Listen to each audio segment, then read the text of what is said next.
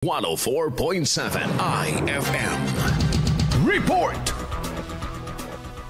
Hindi inaalis ng otoridad ang posibilidad na maaring mabago pa ang mga listahan ng mga lugar sa Pangasinan na kabilang sa yellow category o areas of concern kasunod ng halalan 2025.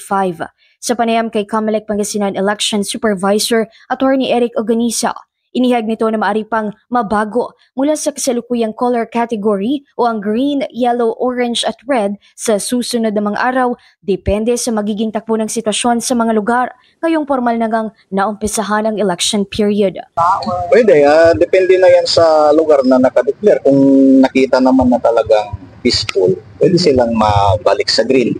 Kung lalo naman nilang dinagdagan yung hinala ng nag-declare na guguluhin,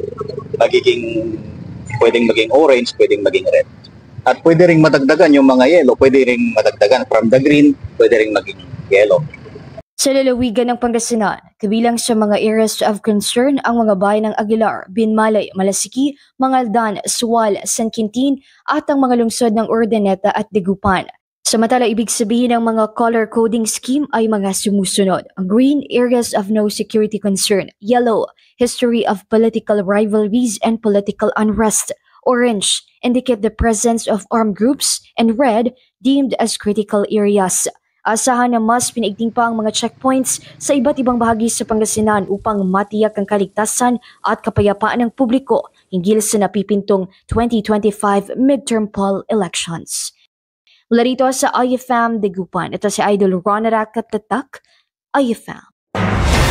IFM News. IFM News. IFM News.